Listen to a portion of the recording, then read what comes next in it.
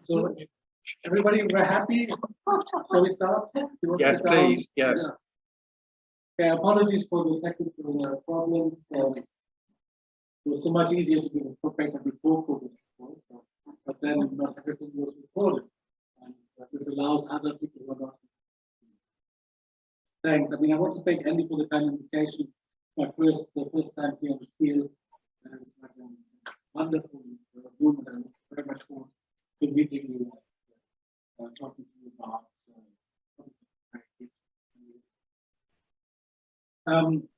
So my talk has two main parts, and basically I'm going to run through roughly 1,500 years of history in about an hour, and obviously like certain highlights, and sometimes I will go at breakneck speed, but I hope you will see why I have to give you a little bit of background to come to the second part. Now, medicine was something that was always on people's mind. You know, diseases were always with us.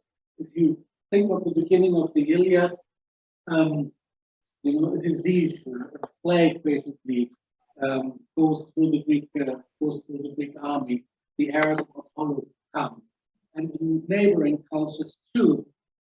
In time, you know, in sources from 2000 BC or earlier, we find a concern with health. So, for instance, in Babylonian material spoke about a sort of stroke. In Egypt, we have prayers to Isis, and medicine, something that already occurs in the Near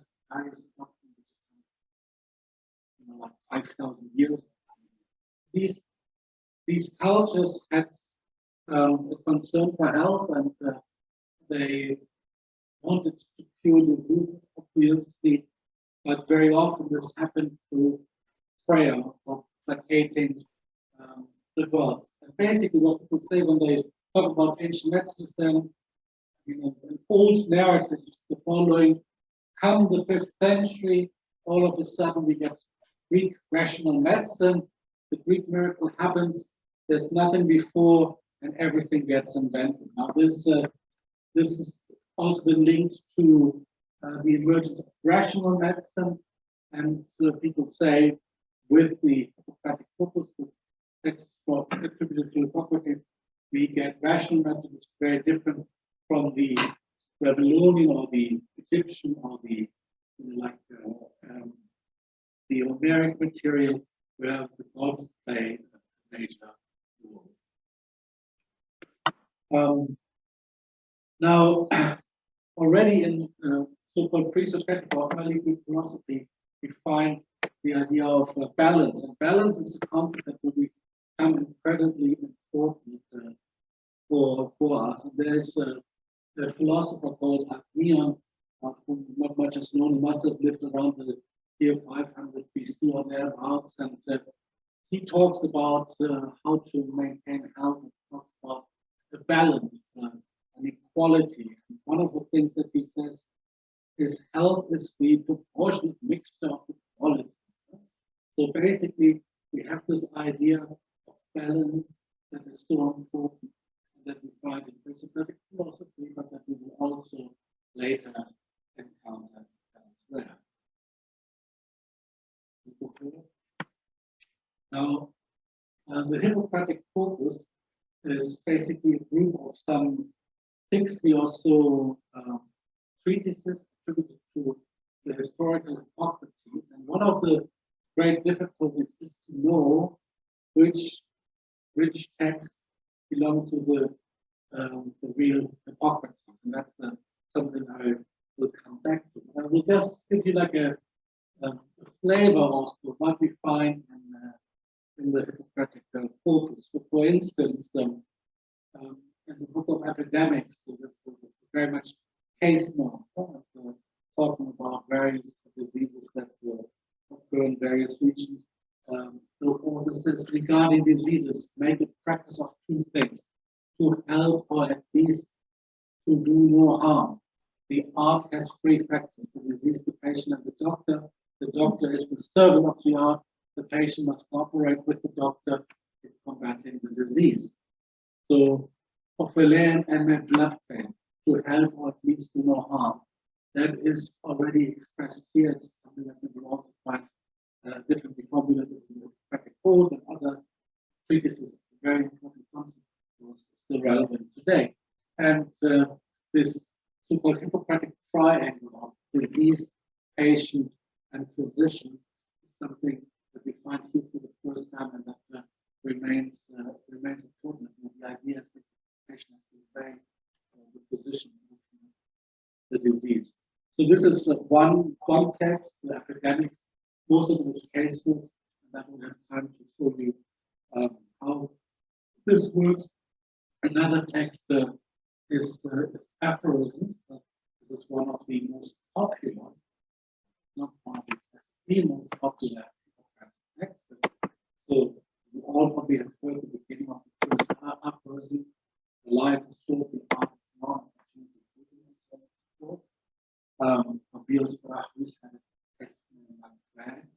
And can you just go back?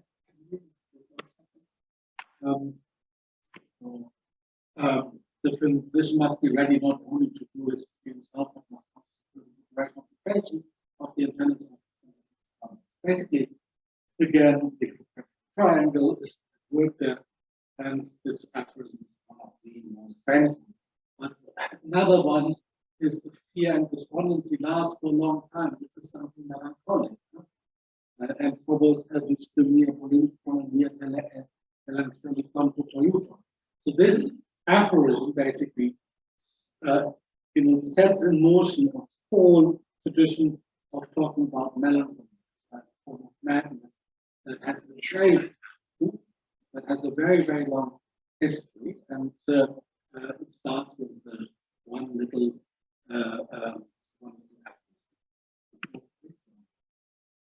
Now another text is on the nature of man. So this basically is the text that sets out the theory of full human. Phlegm blood, blood, black blood, and yellow blood being in balance without health. Come back to this later. But it is expressed as follows: the body of man has in itself blood, phlegm, yellow blood, and black blood. These make up the nature of his body, and through these he feels pain and himself. But within the corpus, we have other texts that don't talk about humors, about phlegm and blood, but make other things the most important things. So, breath is one such. Now, bodies of men and of animals generally are nourished by three kinds of nourishment. The names thereof are solid food, drink, and wind. Wind in bodies is called breath. Outside bodies is called air. It's the most powerful of all and in all.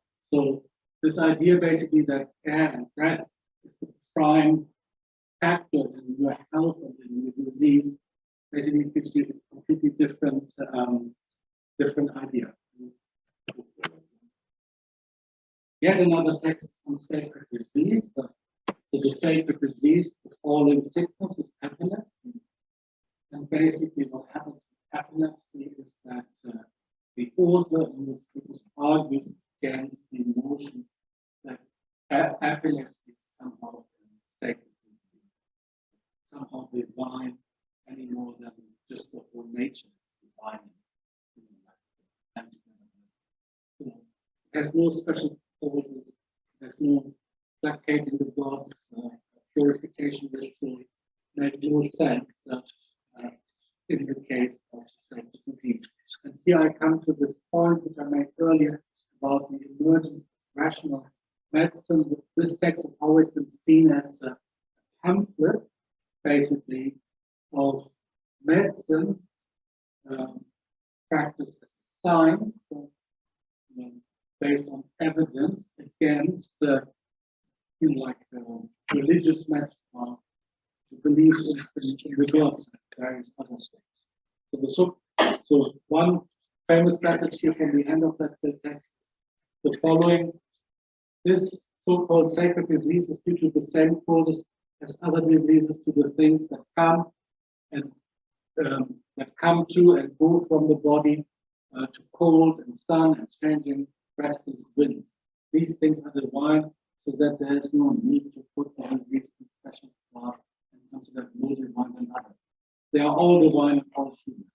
Each has its own nature and character, none is criminal or unsusceptible to treatment.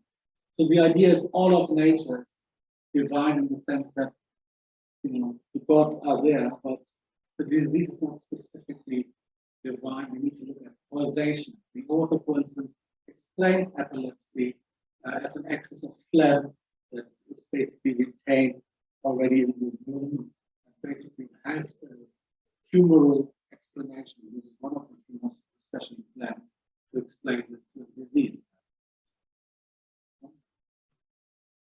Now, I showed you in the Hippocratic, I showed you a little bit, I gave you a flavor for the Hippocratic focus. So you have some text spreads, spread, the most powerful thing. Some have some humors, like on the sacred disease. Nature of Man as the core humor theory. There's another one, ancient medicine, which completely denies the possibility of coming up with a medical theory that is based on things like humors. So you have thousands of different opinions, well, maybe not thousands, but many different opinions within the corpus. And you have different styles of writing.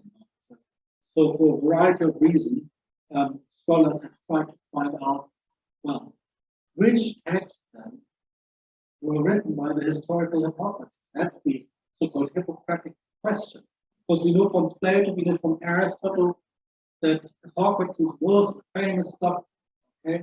So the Protagoras, for instance, there's an interlocutor of Socrates called Hippocrates, I mean, not the doctor, names. And basically, we have a passage that clearly makes clear that the name Hippocrates is that of the famous doctor.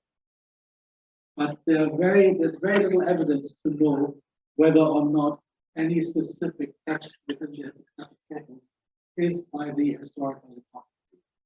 And it's even worse because in later times we have lives of Hippocrates, we have letters by Hippocrates, and so on and so forth. These things do exist, but they are all apocryphal. So they are late and here, let's say, in the first, second century AD. So we have very few good sources to know anything about Hippocrates. I just wanted to show you the different approaches by scholars. So on the one hand, we have Jacques Joannard, who's very much the doyen, the Illinois Greece of Hippocratic studies. By far the most influential scholar in this field. He started the group of Hippocratic colloquia in the early 70s, in 73. He came to Manchester in 2015 and was in Munich in 21. Still going strong, so he's like the mover and shaker in this field. He wrote a book, the second edition of which is now appeared, called Hippocratic and Archaeology in the Keele. So Hippocrates, like unearthing, the Keelean school of medicine, and basically it's 700 pages and gives you great detail, a lot of facts about Hippocrates' life. Now, Helen King, also an eminent scholar, but a very different scholar, wrote recently a book called Hippocrates Now, that deals with the fact that Hippocrates is with us all the time. Hippocrates in Star Trek. But he has a chapter, what we know about Hippocrates. Let me read you the entirety of this chapter. I'm sure I will not bore you. Hippocrates lived in the classical Greece. He was associated with the island of Kos. He gained a reputation as a writer and medical doctor. End of chapter. You see, so there's a skeptical approach, a source critical approach, which basically says we will never know, we can't rely on these late apocryphal sources. And then there's another approach which basically paints the picture of Hippocrates running around like glitters and cosmos. So very different. But the Hippocratic question is there. Now you know what it is, and you have a certain flavor of what medicine is like in, let's say, the 5th or 4th centuries BC. Next slide, please. Here we have ancient medicine. As I said, this text basically rejects these theories like human pathology. This is for you to discuss this now. Next slide. So this then is a visualization of this humoral pathology. You see, you have the 4 humors: blood, yellow bile, black bile, and phlegm. They are linked to the 4 elements. They are linked to 2 of the 4 cardinal or primary qualities: hot, dry, cold, moist. They are later then linked to the 4 ages of man, to the zodiac, to the year passing basically, and it becomes this with time. So this is first formulated on the nature of man, and then becomes this all-encompassing theory that basically remains a valid model in Europe to the 16th and 17th centuries, and elsewhere in other parts of the world today. So our next stop on this whistle tour will be Alexandria under the Ptolemies, basically in the 3rd century BC. And I just want to mention 2 famous doctors here, Herophilus and Erasistratus, who are both attributed to be making incredibly important contributions to the study of anatomy. Now, we know from sources that there are Celsus, 1st century AD, Roman writer, wrote on medicine in his pro and preface to his work, talks about the kings, the Ptolemies, basically allowing vivisection of criminals, talks about vivisection taking place, and also advanced medical knowledge. And there's a discussion in the scholarship whether this really happened or not. And I'd say the jury is out, but probably yes. But I can't give you all the arguments because it's taken somewhere else. But what is clear is that in this 3rd century BC, at this moment in Alexandria, there was at least dissection. A massive amount of progress was made in human anatomy. This was a moment that did not come back. So basically, it's like this window that opened for 100 years. We don't know exactly how long. And Greece, it wasn't done. In classical Greece, it wasn't done. As far as we can tell, that the respect for the human body was too high. Later time. There was dissection of animals, yes. But there was this moment. As a result, for instance, this conversation of brains and arteries first made in Alexandria, although tubes and other things of a similar nature happened. Now, when we talk about medicine, we also need to talk about Rome and Empire. And medicine is very much Greek. I mean, obviously, a good Roman should be able to deal with his family in the sense of the members of his household being sick. Cato the Elder, who lived from 234 to 149. That's hardly to know. Felt threatened by the Greeks, and so said that you gives Agatha this simple advice on how to deal with, how to stay healthy with it, how to deal with modern problems. It's very skeptical of it. And this somewhat xenophobic attitude towards Greek doctors is found elsewhere. So they're sometimes known as butchers or viewed with suspicion. On the other hand, if we look a little bit later, under Caesar, they're given tax breaks that they settle and become assume certain government functions. So Greek doctors basically are also welcome into Rome, and medicine as it develops in Rome is very much Greek medicine. One of the most important group of people were the Methodists. Now, this is when you think nowadays Methodists, you think of Christian church, but there was a medical group called Methodists, Methodicoi in Greek, and these Methodists basically, according to Keele, follow one very simple doctrine. There's three states or communities of the body: structure, flux, and mixed state. Medicine is easy to learn in 6 months and so forth.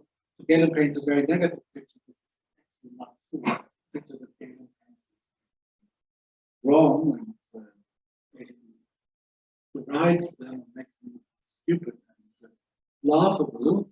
But in reality, they had a lot of success. Galen, to whom I come in a second, is very, very important. He shaped our image of them. We have the works of some of these methods. One is Ramos of Catholicism, which is gynecology. We have basically there we see that real Methodism. Real Methodism is much more. Next slide.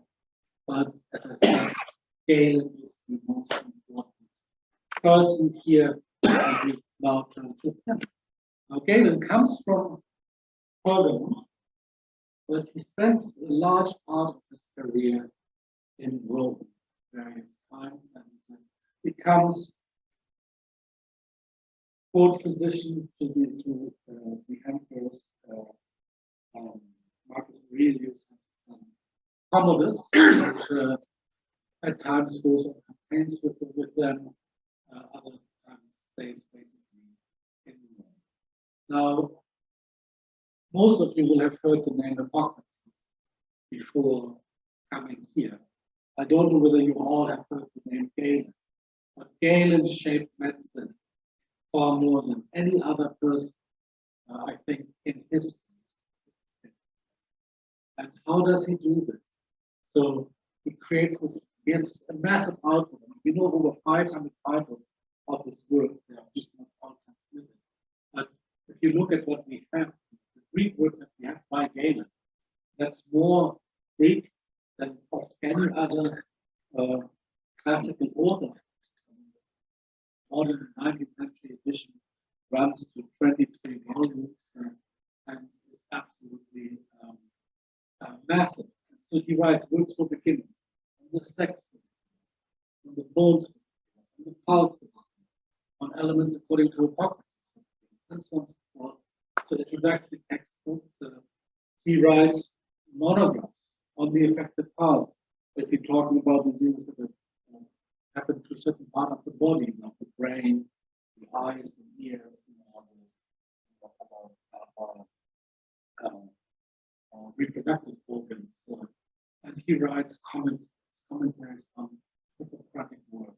What he does basically is that he reshapes Hippocrates in his image. For him, Hippocrates is the greatest doctor, and he wants basically to explain that what Hippocrates thought is what Galen thinks now. So how does he deal with it? When you look at ancient medicine, I told you the rejection of this idea that the medical theory can explain health. So he says ancient medicine is not by Hippocrates, but it's exclusion. So we can completely forget about this. So basically by saying that certain books, certain words, or certain books within works are not by the historical Hippocrates is a means for him to say that, to shape basically Hippocrates. But sometimes he interprets, he says, here Hippocrates is silent on certain matter, the silence means, and then he gives you his theory. Or he takes a concept that is found in Hippocrates, such as koinonia, so the idea that diseases occur together.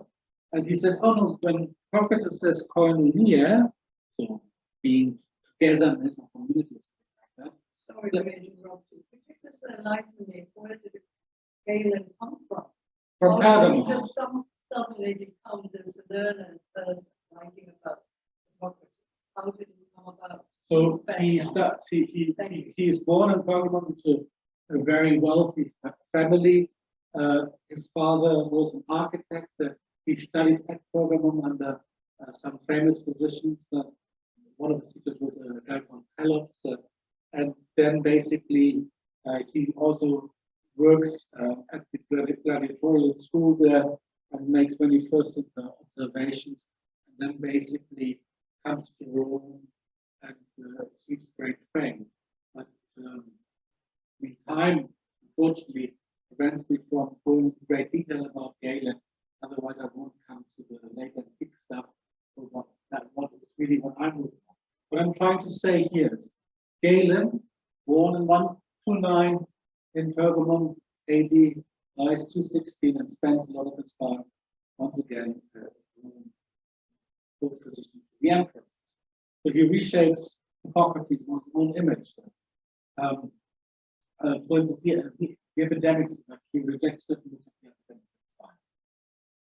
But importantly, what Galen also does is he creates his own canon. So he writes 2 books towards the end of his life on my own book and on the order of my own book, where he basically says, I've written this, I've written that, I've written that, and this is when you should read it. You know, this is how you should understand it, and this is what you should quote. So he basically makes his own oeuvre into this all-encompassing treasure trove of knowledge, and whatever you want to, Galen will have written on it, and that is basically success. I show you how successful he is when we go to late antiquity. So we now come to Alexandria in late antiquity. So as you probably know, there were philosophical schools, famous case of Hypatia, a female philosopher, was killed by the Christian martyr in the 4th century. The Neoplatonic school of philosophy that kind of starts in Athens as a continuation of the academy, basically then comes to Alexandria, where the academy is closed in 529. The teachers moved there, and so teaching of philosophy really flourishes, and many commentaries are written. So I'll give you one example. John Philoponus, disciple of the Neoplatonist Harmonius, moves to Alexandria, writes on the eternity of the world against Plato and Aristotle. So he's a Christian philosopher, and also writes a commentary on the cover of creation made by the Creator. He has various works, and it is an interesting time. There are many Jews running around, there are many different ethnicities. Alexandria by that time, by late antiquity, has become a very important metropolis. The teaching of philosophy flourishes, but that's not the only teaching that flourishes. Medicine is also flourishing there, and how medicine is taught is linked to philosophy. So Galen wrote a treatise that the best physician is also the philosopher, or the Aristos philosopher. And in this treatise, basically, it says, medicine needs to be based on experience and reason. In order to reason, you need to know the rules of logic. And we find the teachings of medicine this mixture of medicine and philosophy. Now, what is interesting is that we can look at different sources. The archaeological record is particularly rich on Alexandria. We have later accounts from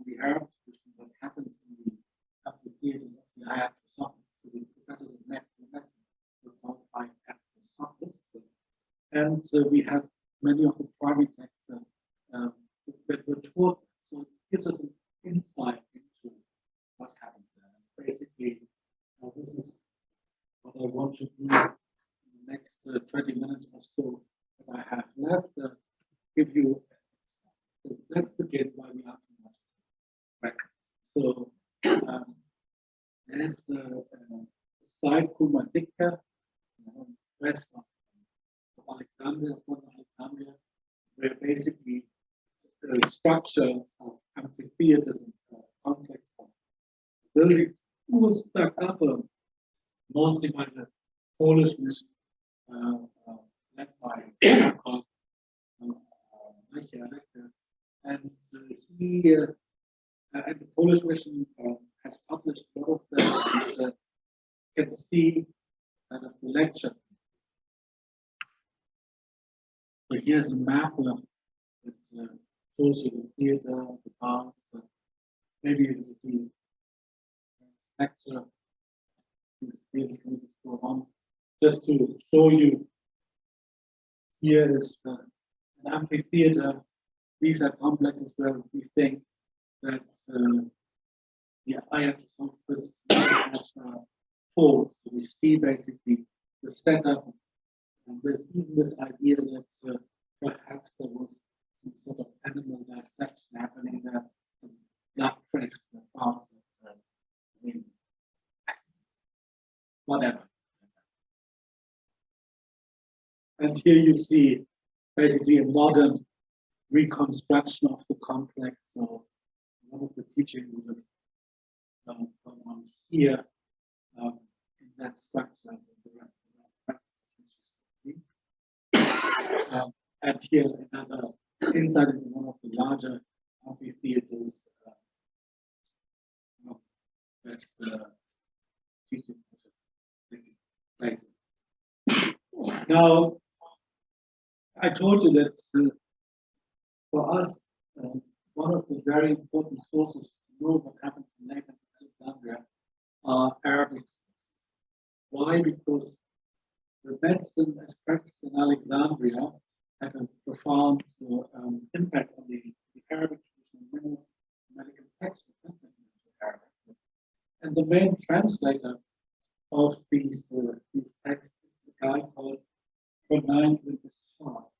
So he lives roughly from 806 to 873, maybe 76, I don't know the exact dates.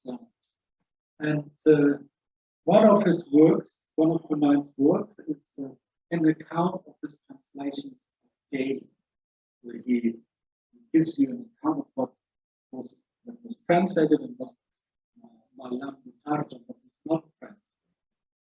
And at the request. So we can have the next slide. He talks about the 60 books of Keele. Also, these are the books to the reading of which they used to restrict themselves to the place of medical instruction for example. They used to read them in the order in which I have presented them. So he has just listed these 60 books of Keele. They used to gather each day for the reading of the lesson from them and they would understand it. Even as today our Christian colleagues gather each day in the place of instruction known as the school for the reading of the lesson from the book of the ancients.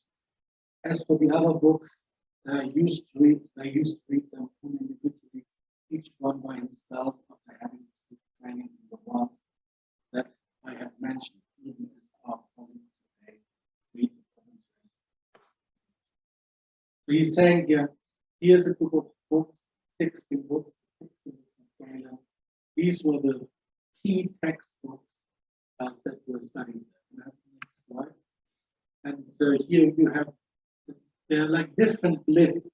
There are different lists of what these 60 books were.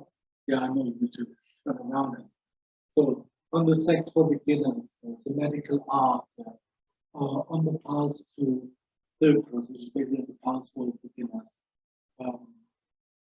Then on the therapeutic method to Blanco, elements according to Hippocrates, on mixtures, on the natural, um, faculties. And there's something which Pormann calls anatomy for beginners. It's like a number of bones for beginners, and certain texts combined in the Arabic tradition on diseases and symptoms. Another small group. The affected parts, the great parts, and so on. So we don't need to go, on crises of today's. It doesn't matter. So these are basically fundamental books by Galen, and there are different lists. This is why. So like some 50, 60 books differently, but basically we have these 60 books. And although there's one or two doubts what exactly the order is or how exactly it was structured, it's clear that, for instance, sex for beginners always comes first, the most fundamental text back to epistemology. Depending on the Methodist, rationalist, or the reason experience. So that's the curriculum. Here we have them. Sorry, I forgot I have a slide like this. So different types of rewrite crises, and you see the text here again. So, and then there was something else. There were the 4 books by Hippocrates. So basically, fundamental texts by Hippocrates that were also there. This is aphorism for Gnostic academics and Catholic. So aphorisms we've already seen, these little pithy sayings. They were great because basically, let's say you want to teach students about melancholy. Okay, you give them this aphorism melancholic, and then you use this kind of as a hook, and then you give your own explanation of the topic. You can see what this explanation is. So some fundamental text by Hippocrates that were part of the curriculum. So we've seen the archaeological record. We've seen reports about the teaching, largely from Arabic sources. So, what the 60 books of Keele, Hippocrates that were taught in the amphitheater. Now we can also go to the actual sources, the material that was taught there. And here we have different kinds of texts. One very important thing that is written in Alexandria are encyclopedias.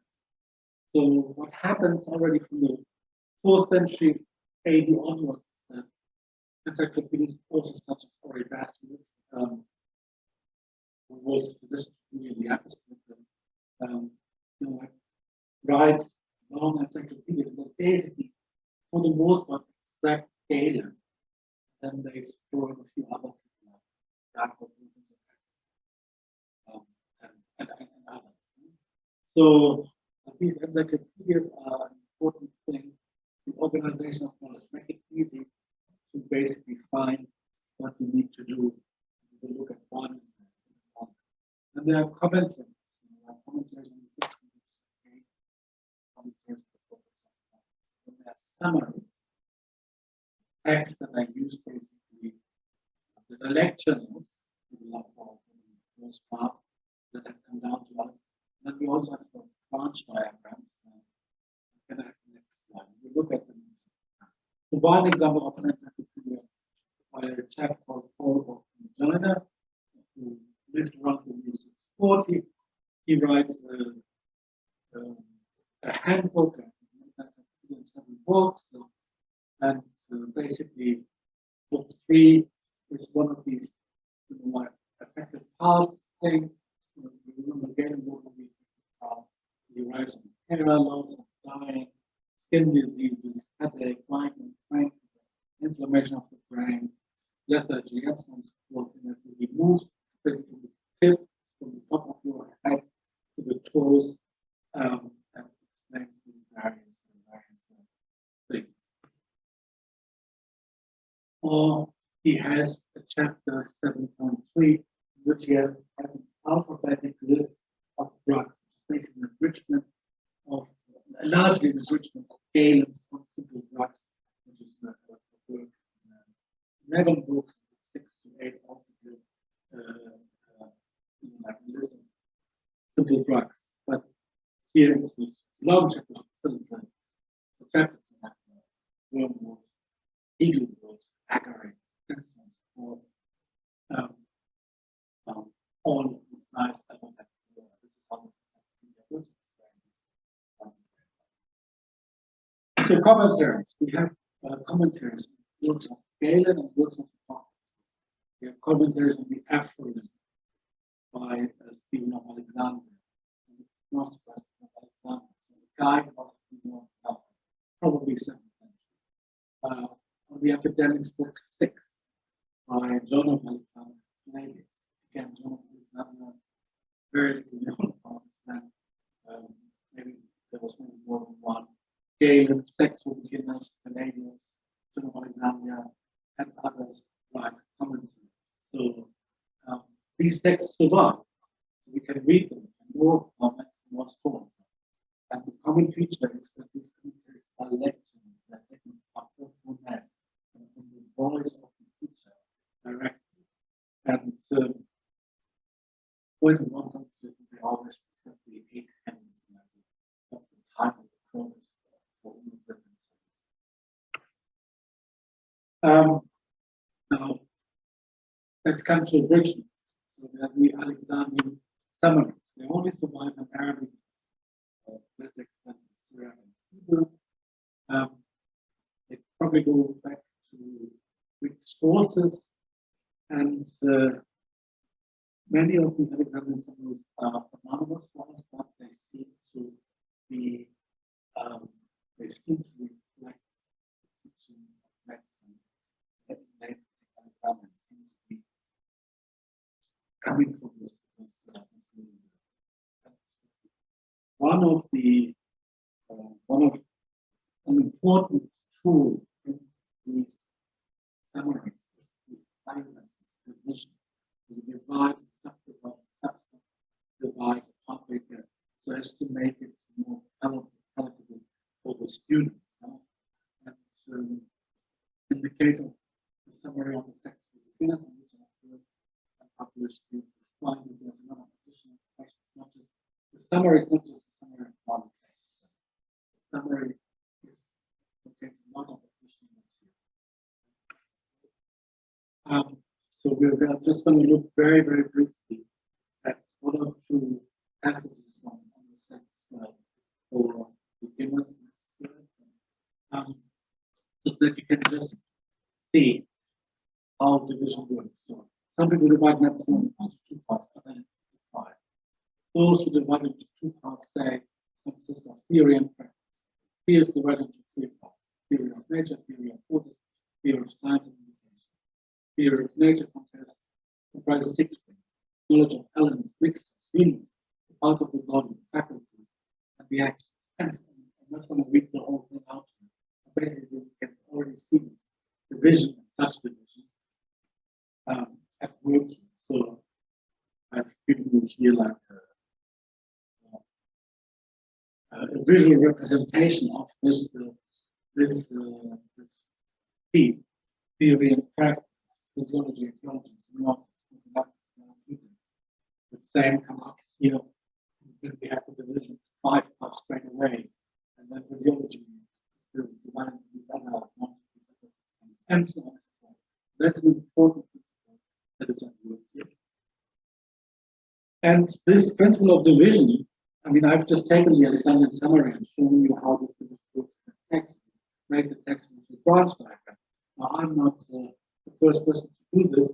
Here you see the so-called Viennese table. So this is a manuscript from the Austrian National Library, which contains many such branch diagrams that basically visualize the medical knowledge and visualize these divisions. Next slide, please. So I just want to give you one example to show you also the overlapping content between the Viennese tables and the Alexandrian summaries. So this branch diagram here says that the size of the rabbit look up, the eyes protrude, the tongue hangs out of the mouth, the tail is black, although thirsty, it has no brain. The Alexandrian summary, the following is one knows that it was a rabbit dog from the sides indicating that is that the eyes of the dog are full, that its tongue is hanging out of the mouth, its tail is black, and although thirsty, it has no drink water. So you have virtually the same content here, once in the closed text, once in the branch diagram. There's a lot of overlap that we find between, again, these branch diagrams and summaries.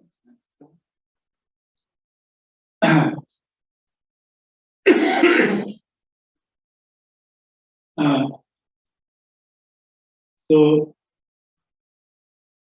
just briefly,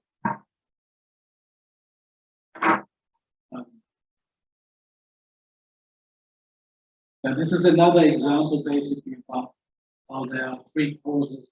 If you find the division, we find overlap between the Viennese tables and the Alexandrian summaries. We also find this the style of tell me what it is in the commentary. Yeah, let's skip the monopoly.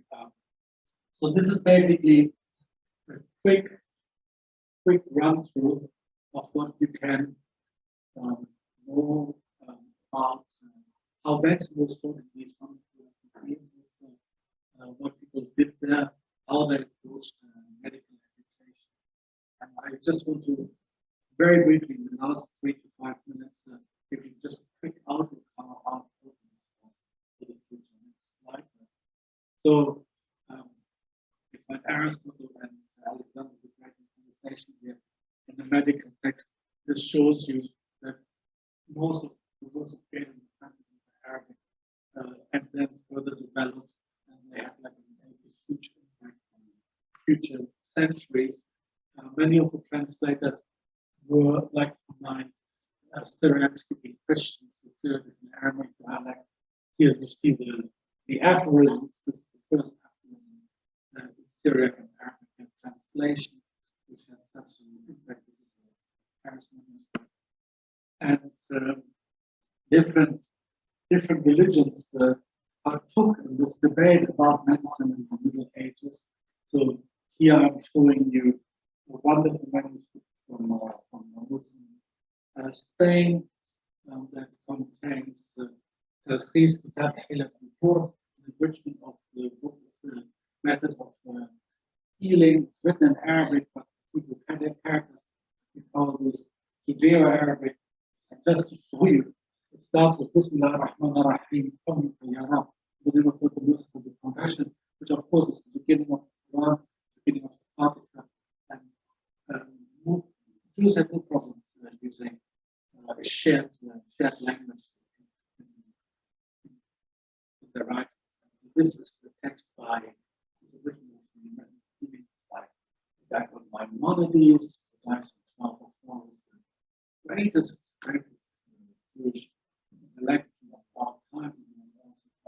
So Kitab text is this was that is based again on enrichment of the book by Keele.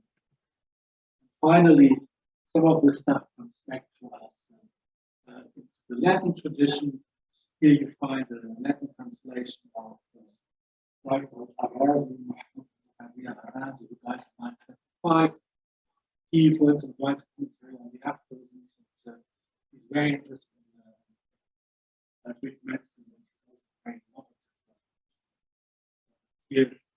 Here, Christi, in Christi, Amen, and then so this is basically the beginning of lines part of the book for Al-Mansur, basically a medical encyclopedia that stands again in the tradition of these encyclopedias. Antiquity here translated from Arabic into Latin. Finally, I leave you with an image of a drinking party, Muslim physicians drinking wine. And this is from Bar, doubt and at the bar, kind of the banquet of the physicians, which he, among other things, discusses the virtues of drinking wine. Maybe after this probably. Thank you very much for your attention.